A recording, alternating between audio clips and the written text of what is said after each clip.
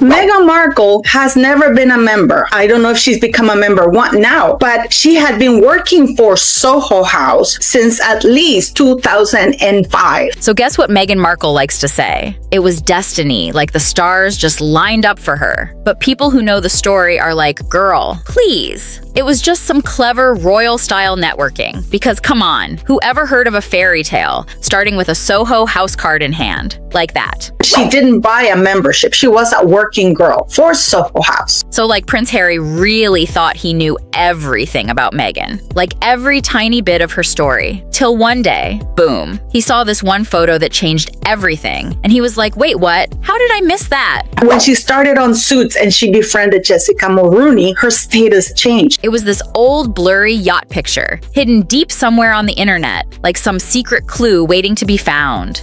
She was one of my Deal or No Deal girls that were, she was a caddy for all of my... There was sunshine everywhere, people laughing, glasses of bubbly, sparkling, and then way in the corner, something tiny almost hiding, like it didn't want to be seen. But in the end, nothing beats the truth, the real fact. There it was, a dark blue bag with the Soho House sign on it. And, like, for most people, that was just some bag. But for Harry, oh no. It was a name full of whispers, secrets, and those quiet little warnings that make your stomach twist. Prince Andrew, have you noticed how he completely avoids looking at Meghan Markle when she's around him or when she was around him? Because Soho House was not just some random fancy club. It was like a secret doorway where actresses met billionaires, models bumped into big politicians, and shiny new stars somehow always found their way to royalty. So when Meghan came along into the scene, I just thought, this is fascinating. How is this going to play? And that's when things started to look kind of strange. Like Meghan's whole story didn't really match up anymore. Everyone thought it was this sweet fairy tale about love and luck. But what if it was all planned from the start? That one picture with the bag and the yacht made Harry see what he was never meant to see. A secret web of names and meetings from Istanbul to London to Toronto, all leading back to the same circle and one man quietly running the show. So Jessica Mulroney introduced her to Marcus Anderson in Toronto. Marcus Anderson, that was the name.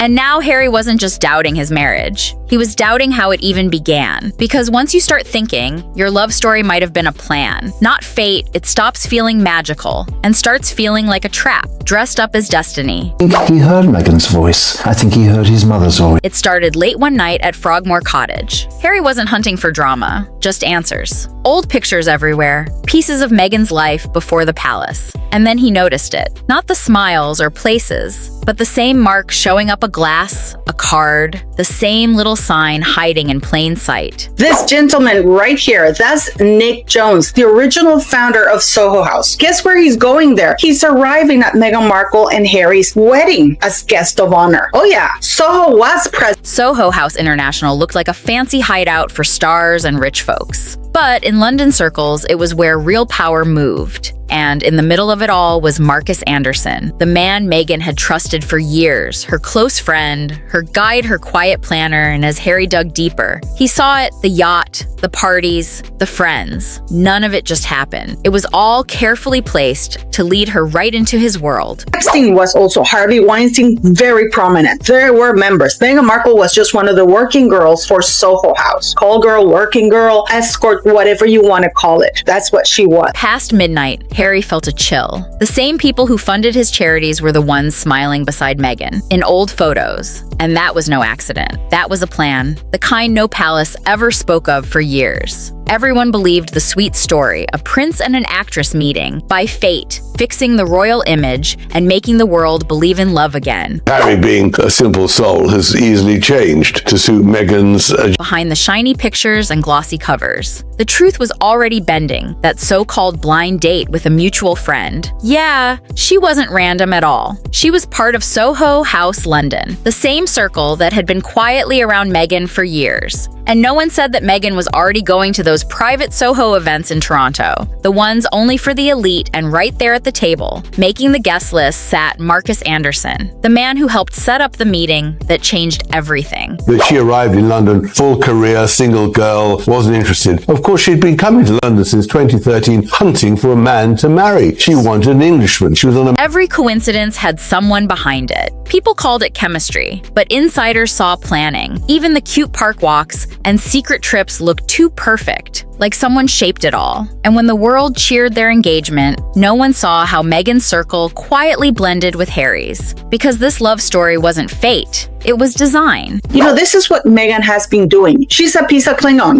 like she clings to somebody who can get her there. So Meghan manages to befriend one person of a very popular group, and then that person introduces her to the others. And because that she's being brought in by somebody they trust, she's welcomed. The story started to fall apart with one clue that led to many. Harry saw the same people from his charities standing beside Meghan in old photos from years before, different cities. Same faces, records showed her at Soho House, events meeting, rich and powerful names who later circled him too. It wasn't luck, it was overlap, planned by Marcus Anderson's secret gatherings. Meghan Markle did know Prince Andrew, and she knew Sarah incredibly well, which makes Zara a liar, because she says, I didn't know Meghan Markle until she invited me to her wedding. That is Women were invited for their goals, men for their power. Every meeting planned, like part of a secret game. Harry saw he wasn't the first royal.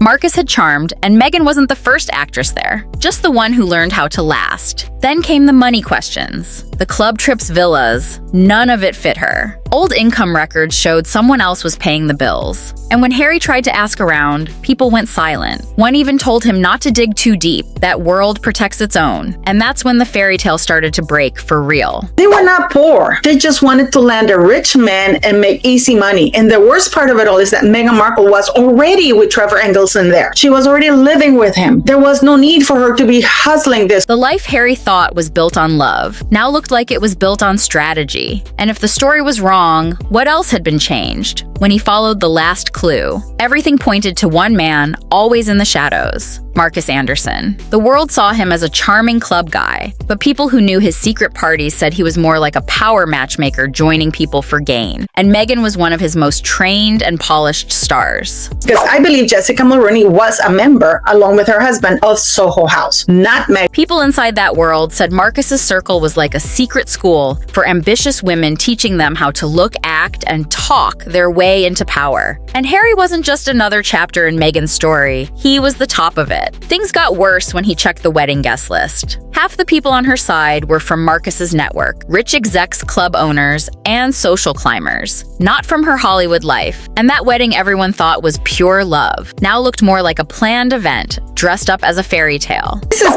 way back in 2006. I wonder if Trevor ever knew about this. People can have double lives, because look at these pictures could not be shown in the United States, all over North America, only in certain countries. And I don't think Trevor would even thought back then of going through a VPN and seeing where Meghan Markle is or what she's doing. The memory that haunted Harry most was that message from William, warning him it wasn't love, it was strategy. He once called it jealousy, but not anymore. When he looked back, every part of their story felt planned. The meetings, the smiles, the perfect image. And when he looked at Meghan, he didn't see destiny, he saw design, because she hadn't been saved by the prince. She had written her own story and crowned herself queen. The story about how they first met, the whole thing was a tissue of inaccuracies, to be polite. Harry started noticing little things. Talks that felt real now sounded planned. Names, Meghan said, showed up in stories. His words shaped by her team, full of Soho House links. Love turned into control. She called it freedom, but it was empire building. And Harry, once the star, now felt like a side note.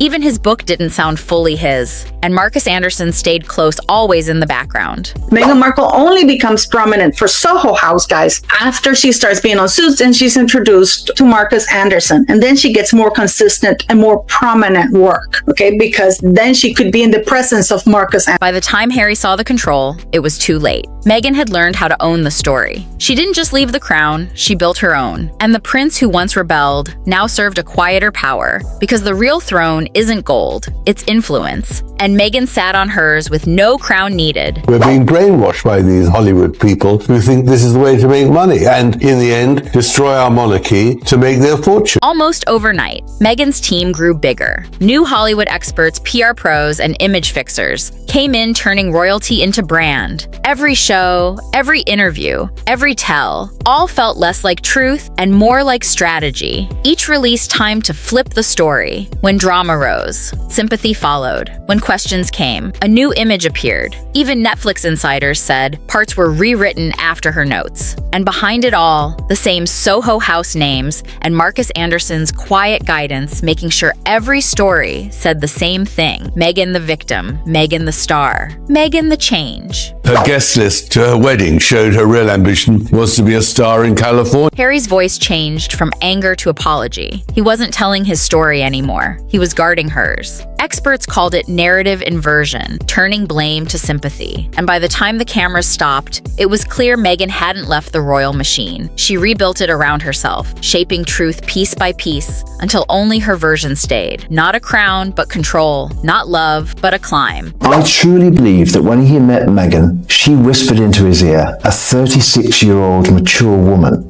whispered into his ear, Harry, you and I could change. In the middle of it all was the woman everyone thought they knew. To her fans, Meghan was changed to her critics. She was ambition in disguise, but to Harry, she was the question he couldn't answer. The love that felt real, but maybe wasn't. Because if everything was planned, what part was true? The world saw a fairy tale. He saw the strings. And once you see the strings, the magic fades. Watch our last story. Harry and Meghan exposed in NYC on Bella Breakdown. She was the woman everyone thought they knew. To some a dream, to others ambition. But to Harry a mystery that broke the spell. Because once you see the strings, the magic fades. So hit subscribe now and watch the full truth only on Bella Breakdown.